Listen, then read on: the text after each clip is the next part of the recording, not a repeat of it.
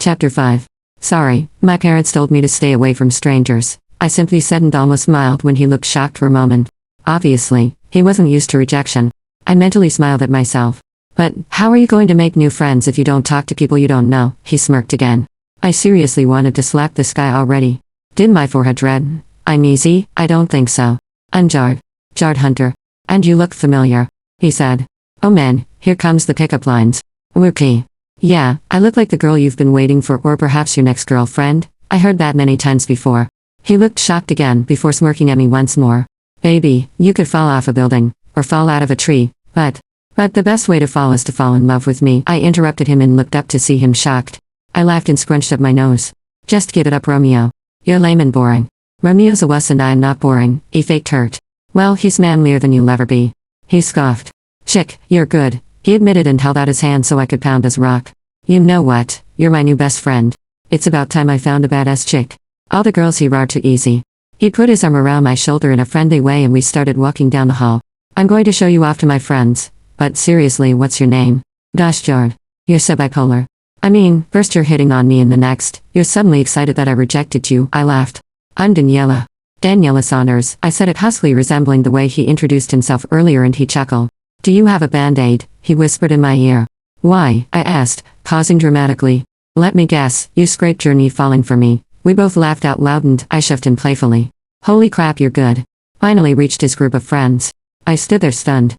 How many people in this school are good-looking? This school is filled with people who look like gods or goddesses. Guys, this is Daniela Saunders. Just call her Danny. You know, Baron Saunders' sister. They nodded knowingly. I was surprised they knew my brother. She's totally badass. She rejected me. Everyone laughed when he pretended to cry. I'm Charles, the guy with the brown fur hawk and gray eyes said. He had his hands wrapped around a pretty girl's waist. Obviously, that was his girlfriend. Badass like your brother, huh? He asked. I nodded and smiled, feeling proud of my brother. The girl that Charles was holding had green eyes and blonde wavy hair that went past her shoulders. She spoke up. I'm Abigail Hunter. That stupid prick's twin sister, she nodded at Jard. A look of disgust came upon her face when she looked at her twin. Jard stuck his tongue out at her. I'm Dustin, a guy with dirty blonde hair said, shaking my hand. He seemed uncomfortable. He probably wasn't the social type. And, I'm Alex, the last I said. He had black hair that was spiked up. By the look of his perfect sculpted face, I could tell a lot of girls hit on him. He smiled at me and shook my hand. The bell rang and I said my goodbyes, not wanting to be late for my first class. That would make me look bad for the rest of the year. We had 5 minutes to get to class before the late bell sounded. I hurriedly climbed up the stairs where the A section of the building was. I walked through the hallway looking for Class 813. I was getting impatient. I'm going to be late for my first class on my first day, I thought. My teacher is going to think I'm one of those people who think they're badass. I rolled my eyes. Teachers were so judgmental. Oh well, it's not my fault the classroom numbers were faded and so hard to read. I was busy trying to decipher the classroom numbers that I accidentally bumped into someone hard. I stumbled back a bit from the impact, but luckily, I caught myself before I fell. The place where our skin touched was tingling and I rubbed it involuntarily. Crap, I'm so sorry, I said scared.